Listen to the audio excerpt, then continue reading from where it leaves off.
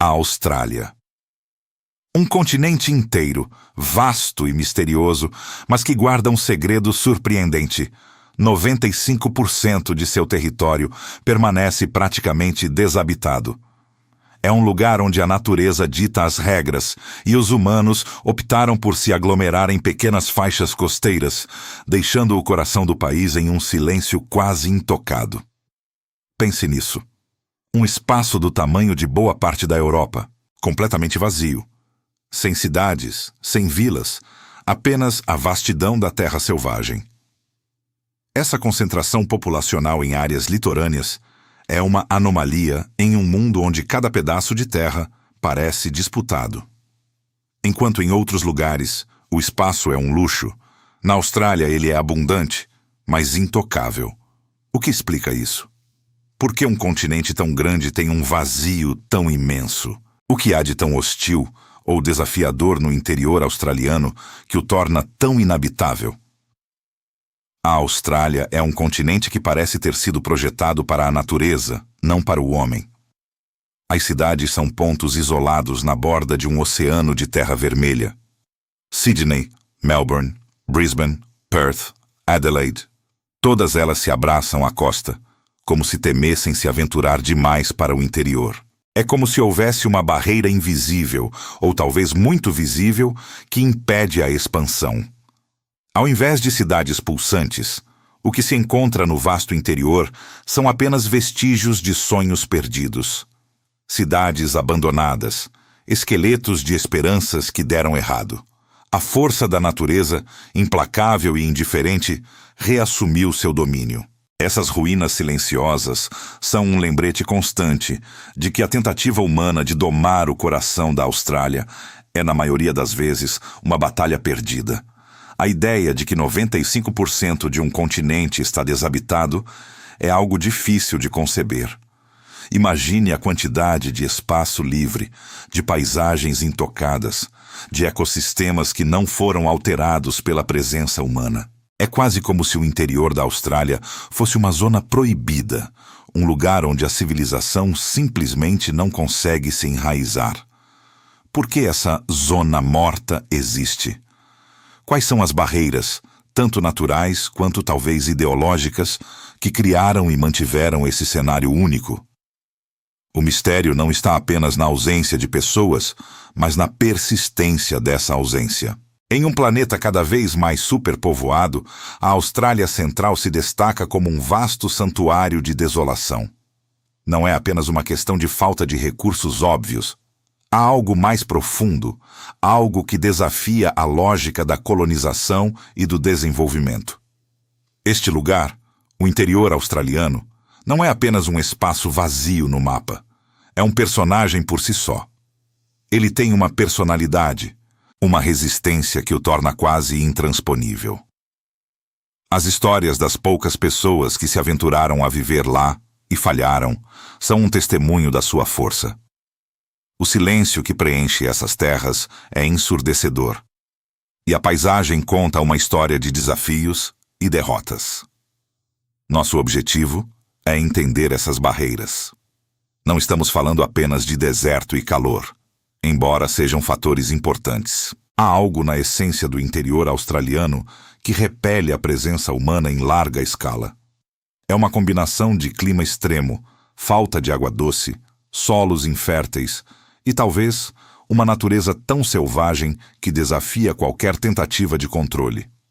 Queremos desvendar o que transformou o coração da Austrália em um dos maiores vazios do planeta e por que a vida, como a conhecemos, se recusa a florescer ali.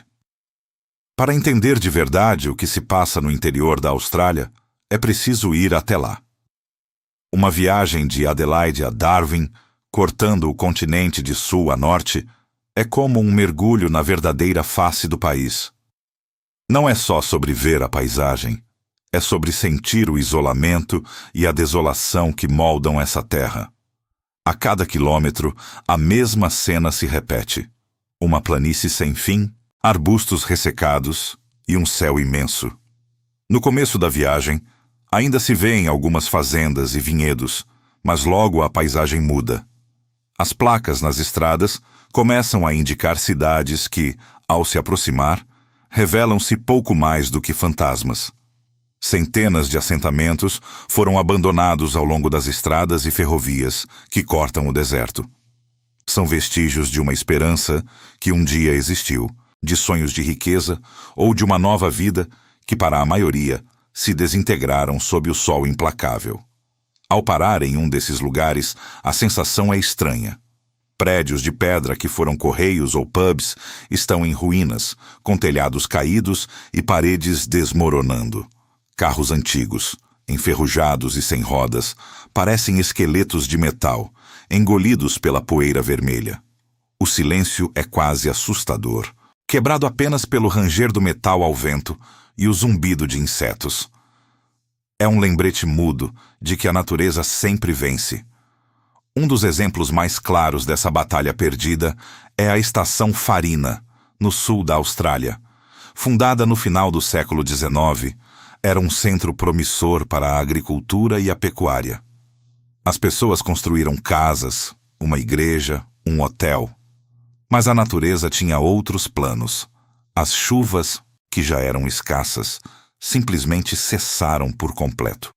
Os poços secaram, o solo se tornou infértil e o sonho de uma comunidade próspera virou pó. Os moradores foram embora às pressas, deixando para trás móveis pesados e ferramentas que não podiam levar. Hoje, Farina é uma cidade fantasma, um museu a céu aberto da teimosia humana e da força da natureza. Essas cidades abandonadas são como avisos silenciosos. Elas contam uma história de que domar o centro australiano é uma tarefa quase impossível. Não é só o calor, que chega a temperaturas insuportáveis, mas a total ausência de água e a infertilidade da terra que impedem qualquer tentativa de colonização duradoura. A paisagem é tão imutável que se torna parte da experiência. Horas se passam sem que nada mude, a não ser a cor do céu e o tamanho das sombras. A viagem se torna uma meditação sobre a insignificância humana diante de tamanha vastidão. A cada nova ruína, a cada esqueleto de fazenda, fica mais claro que o interior da Austrália não é apenas um deserto, é um guardião. Ele guarda seus segredos com unhas e dentes, ou melhor, com calor e seca. É um lugar que não aceita a presença constante do homem, que expulsa quem tenta se estabelecer. A experiência de ver essas cidades fantasmas é um choque. Elas não são apenas pontos no mapa, são cicatrizes na terra, lembrando a todos que a Austrália Central tem uma vontade própria. Ela resiste a ser moldada, a ser habitada, a ser civilizada. E essa resistência é o motivo principal pelo qual 95% do continente permanece vazio. É uma paisagem que, embora desoladora, é cheia de uma beleza bruta e implacável, uma beleza que esconde uma verdade dura. Aqui, a natureza é a senhora absoluta. O que resta são as histórias, sussurradas pelo vento que passa pelas janelas quebradas e portas caídas. Histórias de pessoas que vieram com esperança e partiram com o coração partido, ou talvez apenas com a sabedoria de que certas batalhas não podem ser vencidas. O interior da Austrália não é um lugar para ser conquistado, mas para ser respeitado, e talvez, apenas talvez, para ser visitado com a humildade de quem sabe que está em um território que não pertence a ele. A Stuart Highway é a artéria principal que corta essa imensidão, uma fina faixa de asfalto que conecta Adelaide, no sul, a Darwin, lá no extremo norte, num percurso de quase 3.000 quilômetros. É como um cordão umbilical ligando duas cidades distantes, atravessando um corpo árido e quase desabitado. No começo da viagem, ainda perto das cidades, a paisagem tem um pouco de vida, com vinhedos e fazendas que resistem. Mas pouco a pouco, essa vida vai sumindo, e o que fica é um cenário de arbustos secos e deserto que se estende até onde a vista alcança. A estrada se torna um cinto cinzento no meio de um oceano vermelho de poeira, uma linha reta que parece nunca ter fim. É uma jornada onde a solidão é a principal companheira. Você pode passar horas, muitas horas mesmo, sem cruzar com outro carro ou ver uma única pessoa. A sensação é de estar sozinho no mundo, com apenas o asfalto à frente e o horizonte infinito ao redor. Mas de vez em quando, essa solidão é quebrada por encontros inesperados. E um dos mais marcantes são os camelos selvagens. Sim, camelos. Não é uma imagem que a maioria das pessoas associa à Austrália, mas eles estão lá, em grande número. Você os vê na beira da estrada, às vezes em pequenos grupos, outras vezes sozinhos, com seu andar desengonçado e olhar curioso. Eles são um lembrete vivo da história do continente e da capacidade da natureza de se adaptar e prosperar onde menos se espera. A história desses camelos é interessante. Eles não são nativos da Austrália, claro. Foram trazidos para o país no século XIX por exploradores e colonos, principalmente para transporte em áreas remotas e áridas, já que eram muito mais eficientes que cavalos ou bois no calor e na falta de água do deserto. Naquela época, eles eram essenciais para a construção de ferrovias e linhas telegráficas que atravessavam o interior do continente. Mas, com o tempo, a tecnologia avançou e os camelos perderam sua utilidade. Muitos foram soltos, ou simplesmente escaparam e encontraram um lar perfeito nesse vasto e inóspito interior. Sem predadores naturais significativos e com uma capacidade incrível de sobreviver em condições extremas, eles se multiplicaram rapidamente. Hoje, estima-se que existam centenas de milhares de camelos selvagens vagando pelo interior da Austrália. Eles são a maior população de camelos selvagens do mundo. Um verdadeiro exército de animais que escolheram a liberdade do deserto em vez da vida domesticada. Ver esses animais majestosos e resilientes na beira da estrada, tão à vontade em um ambiente tão hostil, é uma experiência que te faz pensar. Eles são um símbolo poderoso da natureza selvagem da Austrália, da forma como a vida encontra um caminho mesmo nas condições mais difíceis. É quase como se a própria natureza australiana rejeitasse a domesticação, fazendo com que esses animais outrora domesticados preferissem a vida selvagem, livre e sem amarras. Eles se tornaram parte integrante da paisagem, tão icônicos quanto os cangurus e os dingos, mas com uma história que fala sobre a intervenção humana e as consequências imprevisíveis dessa intervenção. A presença dos camelos selvagens na Stuart Highway é mais um lembrete de que o interior da Austrália não é um espaço vazio no sentido de estar desprovido de vida. Pelo contrário, está cheio de vida, mas de uma vida que segue suas próprias regras, que se adapta e prospera de maneiras que a civilização humana muitas vezes não consegue. Eles são a prova viva de que mesmo quando tentamos moldar a natureza aos nossos caprichos, ela tem uma capacidade incrível de reafirmar sua própria identidade e seu próprio poder. E ao vê-los desaparecer na poeira vermelha, você percebe que está em um lugar onde a natureza ainda dita as regras e os humanos são apenas visitantes, por mais que tentem deixar sua marca. A estrada continua. E a cada quilômetro, a Austrália revela mais um de seus segredos, um pedaço de sua alma selvagem e indomável. A estrada continua.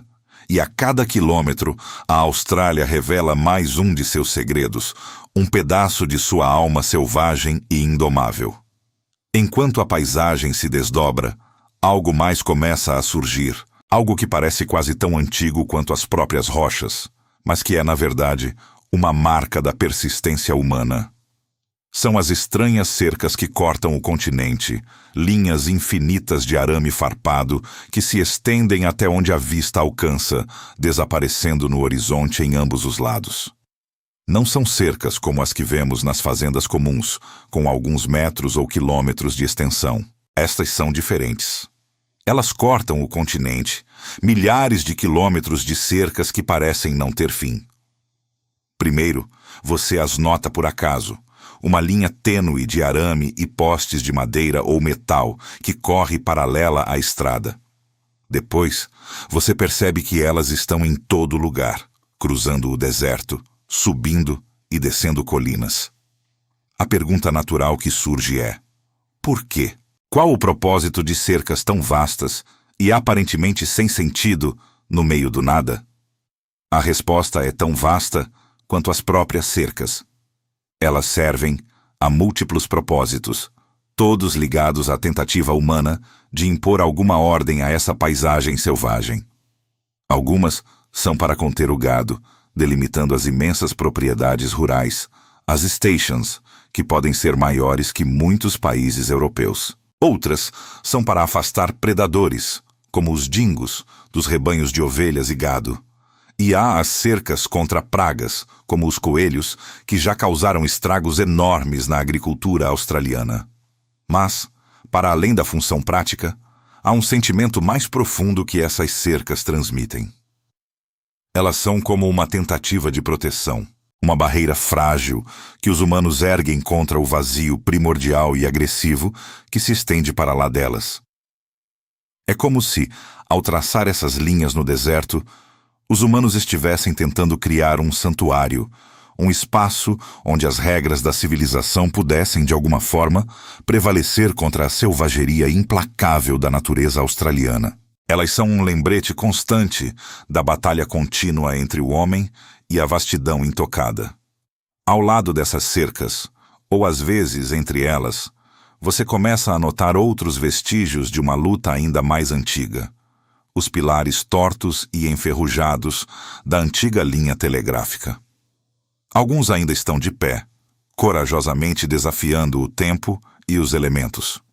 Outros estão caídos, derrubados pelo vento ou por alguma tempestade violenta, com seus fios de cobre desaparecidos há muito tempo. Essa linha telegráfica é uma relíquia fascinante.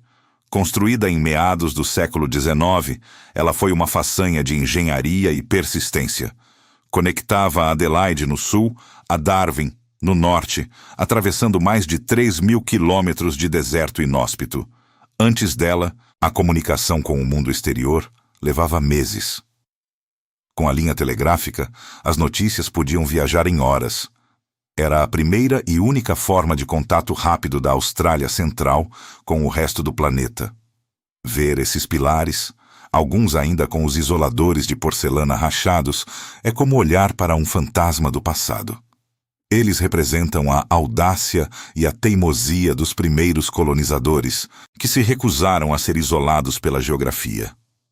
Cada pilar é uma história de suor, esforço e, muitas vezes, sacrifício.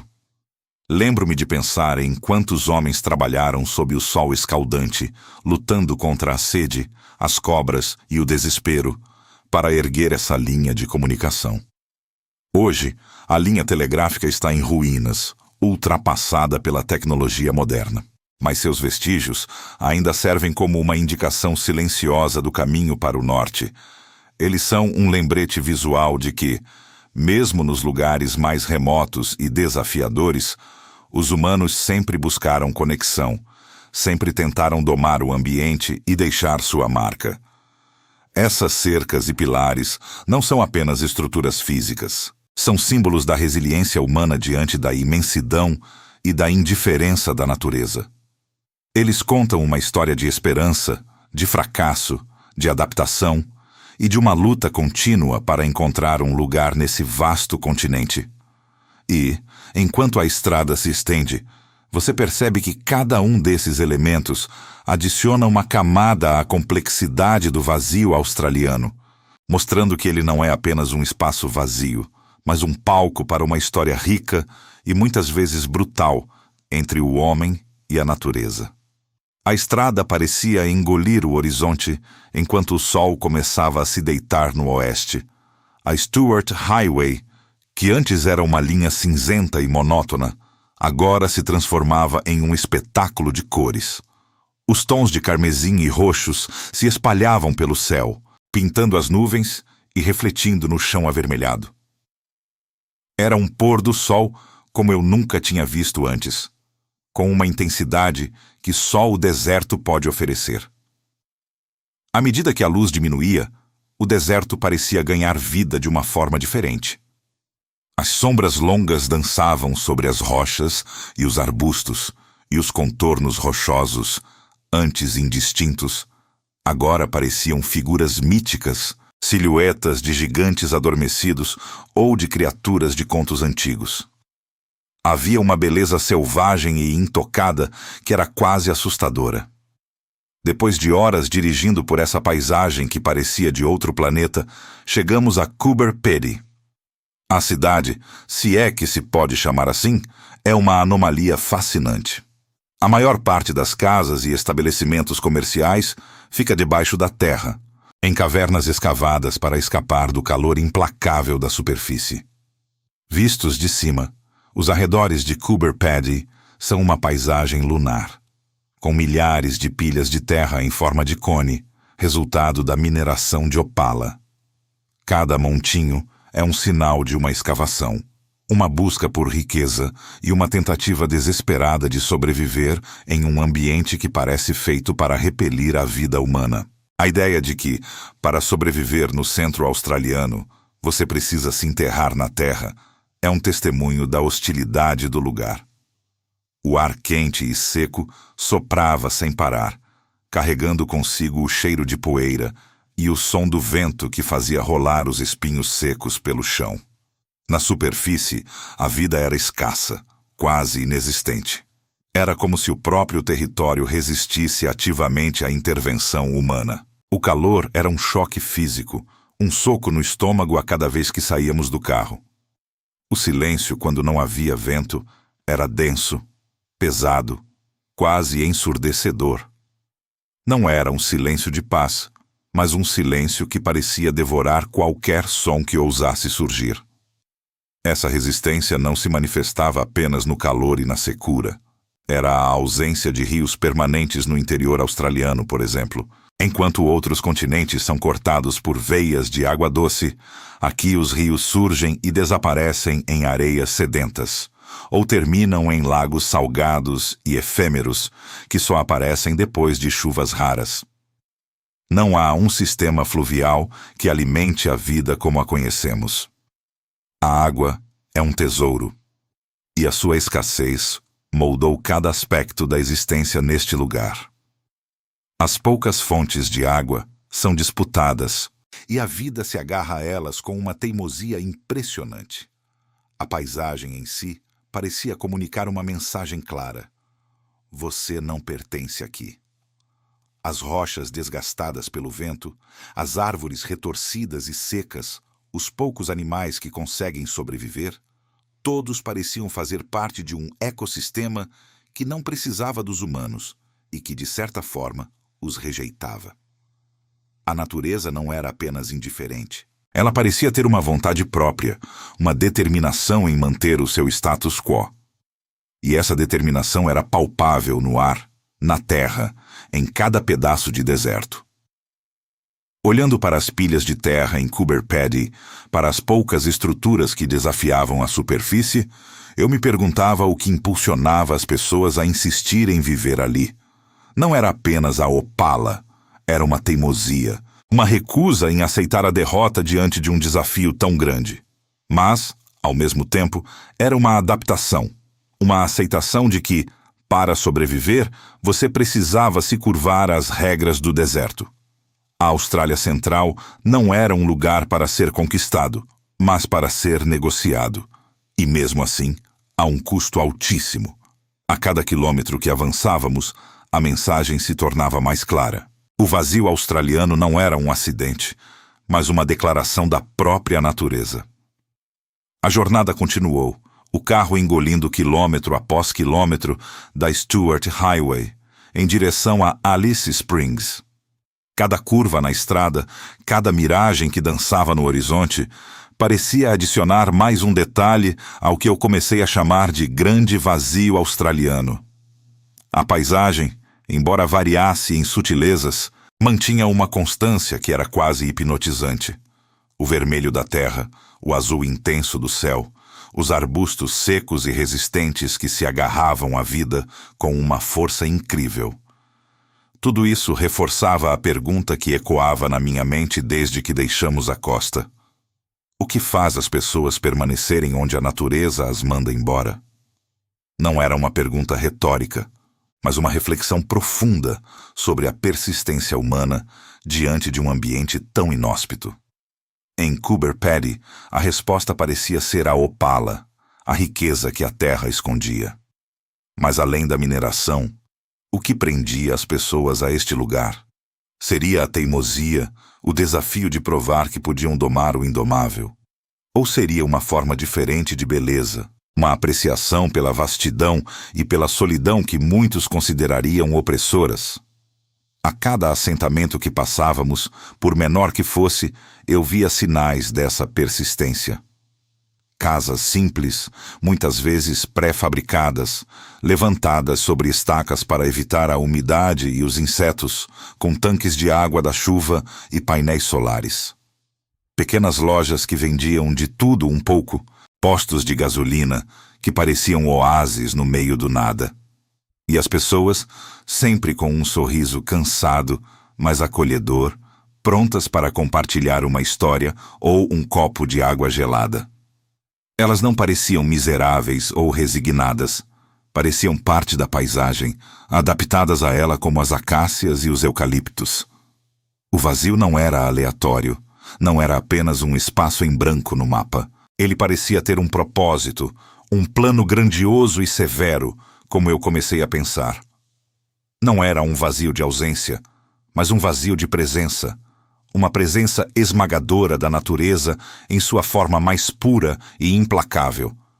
Era um vazio que ditava as regras, que moldava a vida, que forçava a adaptação ou a partida. E aqueles que ficavam, os poucos que ousavam chamar este lugar de lar, eram moldados por esse vazio. Eles aprendiam a ler os sinais do tempo, a respeitar a seca, a valorizar cada gota de água, a conviver com a vida selvagem que era, ao mesmo tempo, vizinha e ameaça. Eu me lembrava das histórias de colonos que tentaram estabelecer fazendas e ranchos neste interior, e como muitos falharam miseravelmente, suas esperanças secando junto com os poços. Mas também havia as histórias dos que conseguiram, dos que aprenderam com os erros, dos que se adaptaram e prosperaram, mesmo que em pequena escala. Eles eram a prova viva de que, embora o plano fosse severo, não era impenetrável. Havia uma brecha, um jeito de coexistir, mesmo que isso significasse viver à beira do precipício, sempre cientes da fragilidade de sua existência. Conforme nos aproximávamos de Alice Springs, a paisagem começou a mudar sutilmente. As formações rochosas se tornaram mais proeminentes, os contornos mais definidos. Havia mais sinais de vida, não de vida humana, mas de vida animal. Pequenos cangurus saltitavam à distância, pássaros coloridos cruzavam o céu. Era como se o deserto estivesse se preparando para nos receber em um de seus poucos oásis. Alice Springs, com sua reputação de ser o coração do Outback, era uma promessa de civilização, um ponto de encontro no meio do nada. Mas mesmo com a promessa de uma cidade, a vastidão do deserto ao redor nunca desaparecia. Ela apenas se retraía um pouco, esperando pacientemente pelo momento de reivindicar seu espaço novamente. O vazio australiano, eu percebi, era menos sobre o que estava ausente e mais sobre o que estava presente. Uma força primordial que definia tudo. Mas essa força primordial não era apenas uma questão de paisagem ou clima. Era também uma batalha constante contra a fauna selvagem. Uma luta que se manifestava de maneiras surpreendentes. Uma dessas manifestações era a Grande Cerca dos Dingos, uma estrutura que se estendia por mais de 600 quilômetros, cortando a Austrália de leste a oeste. Era a estrutura artificial mais longa do mundo, superando até mesmo a Grande Muralha da China em extensão. Essa cerca não era apenas um arame farpado no meio do deserto. Era um símbolo colossal da persistência humana e da teimosia da natureza australiana. A cerca dividia o continente em duas partes desiguais. De um lado, as vastas pastagens onde as ovelhas podiam viver relativamente seguras. Do outro, a selvageria indomável do interior, dominada pelos dingos. Não era apenas uma barreira física, era a crônica de uma guerra prolongada, travada ao longo de décadas, contra as forças da natureza que se recusavam a ser domesticadas. A história dessa cerca começou muito antes dos dingos se tornarem a principal preocupação. No século XIX, a Austrália enfrentou uma praga diferente: os coelhos. Trazidos em pequeno número pelos colonizadores, eles se multiplicaram exponencialmente, transformando-se em um exército de bilhões que devastava as pastagens e competia com as ovelhas por alimento. Tentativas de construir cercas contra os coelhos foram feitas, mas a resiliência desses animais era impressionante. Eles cavavam sob as cercas, pulavam sobre elas e encontravam qualquer brecha para continuar sua marcha de destruição. Era uma batalha perdida contra uma força da natureza que a própria humanidade havia introduzido. Com o tempo, a ameaça dos coelhos diminuiu, mas outra emergiu, mais predatória e igualmente implacável: os dingos. Esses cães selvagens, descendentes de cães asiáticos trazidos para a Austrália há milhares de anos, eram caçadores eficientes e se tornaram uma ameaça séria para os rebanhos de ovelhas, a base da economia rural australiana. Os fazendeiros viram seus rebanhos serem dizimados e a necessidade de uma barreira eficaz se tornou urgente. Foi então que a ideia de uma grande cerca para conter os dingos ganhou força. Não era uma tarefa simples. Construir uma cerca de milhares de quilômetros em um terreno tão inóspito, sob um sol escaldante e em meio a tempestades de areia, era um empreendimento hercúleo. Mas a sobrevivência das fazendas de ovelhas dependia disso. A cerca precisava ser alta o suficiente para impedir que os dingos saltassem e enterrada o suficiente para que não pudessem cavar por baixo.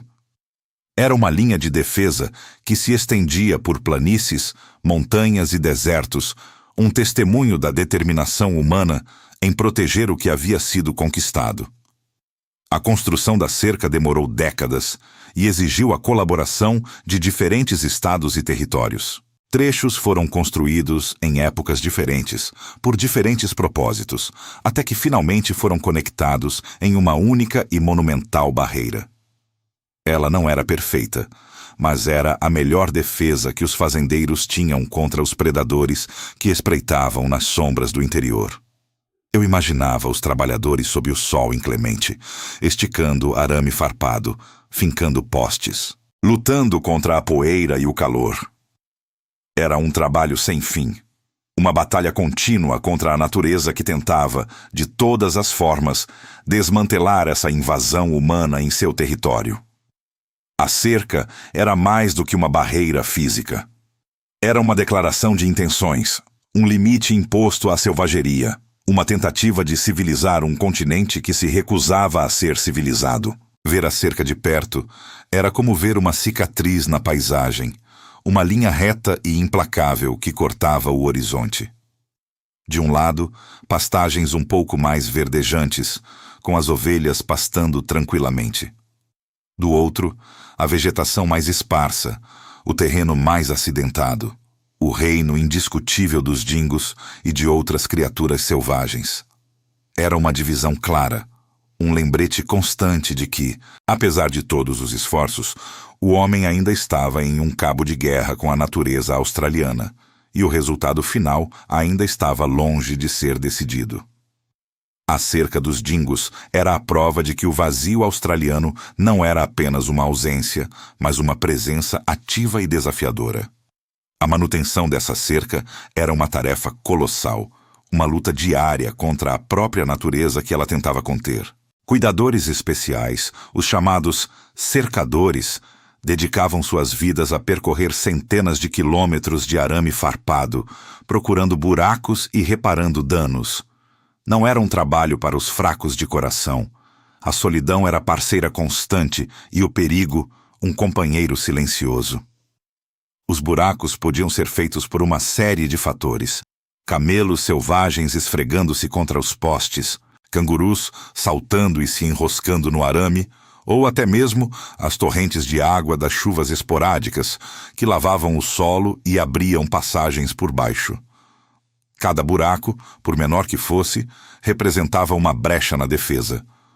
Uma abertura do tamanho de uma bola de futebol já era suficiente para um dingo se esgueirar para o lado das ovelhas, e a presença de um único predador podia destruir a economia de uma região inteira em questão de semanas. Os fazendeiros viviam sob a constante ameaça, sabendo que a qualquer momento o silêncio da noite poderia ser quebrado pelos uivos e pelo pânico dos seus rebanhos. A cerca não era apenas uma barreira física, era um símbolo da Austrália, um lembrete de que nesse continente o homem não era o senhor da situação, mas um defensor, sempre vigilante, sempre à mercê das forças indomáveis da natureza. Havia um medo constante, quase palpável, de que a natureza selvagem emergisse do vazio central, rompendo a frágil barreira do arame farpado e reivindicando o que era seu por direito. A cerca, com seus milhares de quilômetros, era a linha divisória entre a civilização e a zona sem lei, onde as regras impostas pelos homens não tinham valor. À medida que o sol se punha, pintando o céu de tons alaranjados e roxos, e as sombras se alongavam sobre a paisagem árida, o uivo distante dos dingos ecoava no ar, um som primitivo que lembrava a todos que o deserto nunca dormia. Esse vazio australiano não era apenas uma ausência geográfica ou demográfica. Ele tinha um lado quase místico, algo que os guias oficiais e os mapas turísticos nunca mencionavam. Era uma força, uma energia que parecia moldar a alma do continente. As histórias aborígenes falavam de espíritos da terra, de antepassados que vagavam por esses espaços, e era fácil sentir essa presença no silêncio profundo do interior. O vento que soprava pelos arbustos secos parecia sussurrar segredos antigos, e as formações rochosas, esculpidas por milhões de anos, pareciam guardiãs de um tempo esquecido. Nesse vasto e desolado território, a natureza se impunha com uma autoridade inquestionável. As cidades fantasmas, as cercas intermináveis, a luta contínua contra os elementos, tudo isso falava de um lugar que se recusava a ser totalmente dominado. A Austrália, com seus 95% de vazio, não era um espaço inerte. Era um organismo vivo, pulsante, com seu próprio ritmo e suas próprias regras. Os poucos que se aventuravam a viver nesse interior, os poucos que se atreviam a desafiar suas leis, o faziam com humildade, sabendo que estavam em território alheio. A viagem através do continente revelou que o vazio era uma parte essencial da identidade australiana, tanto quanto suas praias ensolaradas e suas cidades cosmopolitas. Era um vazio que guardava histórias, desafios e uma beleza austera. Era um vazio que moldava o caráter de seus habitantes e que, de certa forma, definia o próprio continente. E, ao final da jornada, a compreensão era clara. A Austrália não estava vazia porque ninguém a queria, mas porque ela simplesmente se recusava a ser cheia. Era um reino selvagem, poderoso e misterioso, que continuaria a resistir, a uivar e a fascinar por muitos séculos.